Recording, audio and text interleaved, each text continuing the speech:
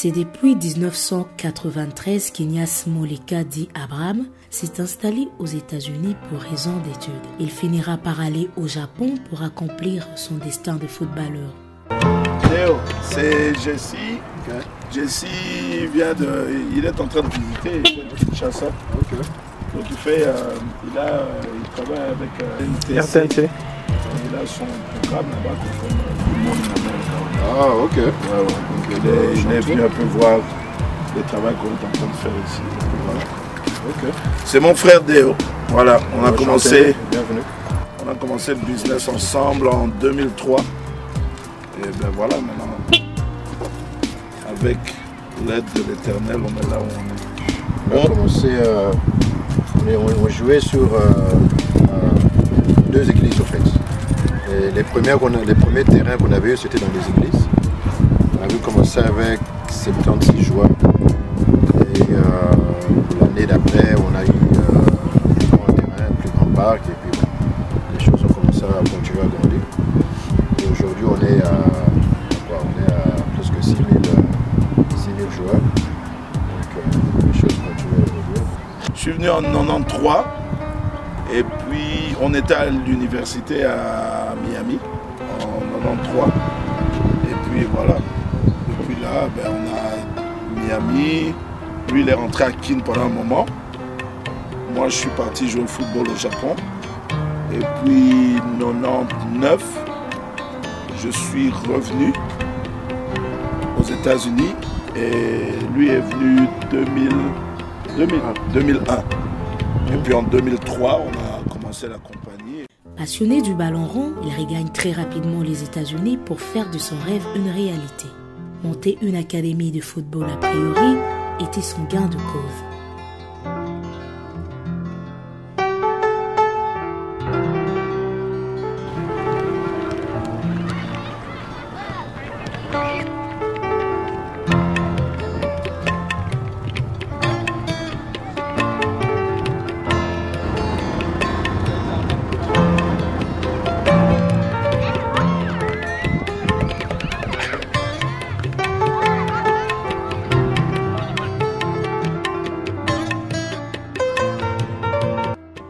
Mon frère et moi, nous avons commencé une école de foot.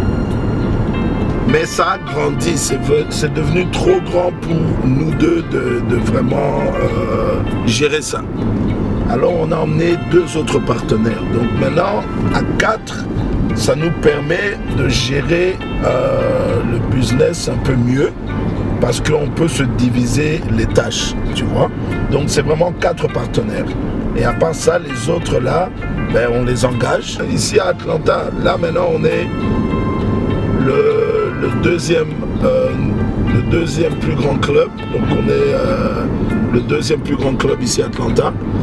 Mais personne d'autre n'a fait ce qu'on a fait. Même ici à Atlanta, nous sommes la seule académie qui a été établie de cette manière. La plupart des académies ici à Atlanta n'appartiennent pas aux gens qui sont en train de travailler dans l'académie. Chacun de nous a un certain poste à l'intérieur de l'académie. Donc, c'est-à-dire, mon frère, il est au niveau de tout ce qui regarde les activités au niveau des finances. Par exemple, si on doit acheter des goals, si on doit payer le loyer des terrains, si on doit tout ce qui est acheter, dépenser, le revenu du business, c'est mon frère qui regarde cet aspect-là. Moi, je suis au niveau des entraîneurs, c'est-à-dire que moi, j'engage les entraîneurs. C'est moi qui vais... je mets un système en place d'entraînement, de développement pour les jeunes.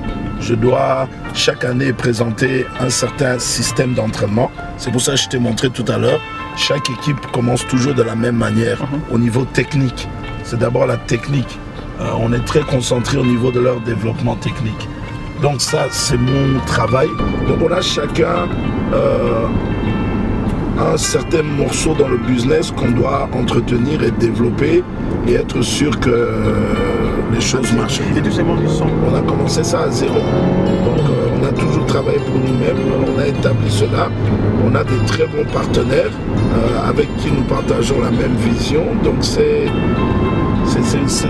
une bonne chose. On a une communauté congolaise, par exemple. À l'époque, moi je jouais au terrain avec les Congolais. J'allais là-bas, j'ai même entraîné gratuitement parce que je trouvais que c'était quelque chose de bien pour mes compatriotes et mes frères. Mais quand tu leur demandes, je crois qu'ils préfèrent le travail du bureau. Je crois qu'ils préfèrent essayer de s'en sortir eux-mêmes en ouvrant leur petit restaurant. Comme je dis, chacun a sa passion, chacun a ses rêves, chacun a un choix à faire en comment ils veulent mener leur vie. Mais je peux te dire une chose, commencer cette académie, ce n'était pas facile. Moi-même, j'aurais pu abandonner et dire, tu sais quoi, je vais aller faire les poubelles ici, je vais aller travailler pour Coca-Cola, travailler pour cette compagnie, mais c'est un choix. Pour sa petite histoire, cet investissement n'a pas été aussi facile qu'on le croyait. La ségrégation raciale et la xénophobie battant ainsi son plein à l'époque créaient ainsi une barrière pour l'émergence. La culture a changé, mais au début, dans les années avant, Forsyth County, c'était un endroit où on n'acceptait pas vraiment les Noirs. Donc au début, c'était pas facile, mais ça a été. The United Football Academy a été mise sur pied depuis 2003 et engage une centaine d'entraîneurs temps plein pour s'occuper d'environ 6000 enfants dont l'âge varie des 5 à 18 ans. L'intégration et le suivi de parents également permettent aux entraîneurs de mieux suivre les enfants. Hi, Coach Iggy. What's up, buddy? You okay? Yes, sir. All right. You have practice? No, sir. I'm coming here for my village practice. All right. Jordan, get out of the car. Pour arriver à tenir ce genre de business et de croître le chiffre d'affaires hors son pays, c'est vraiment une question d'organisation.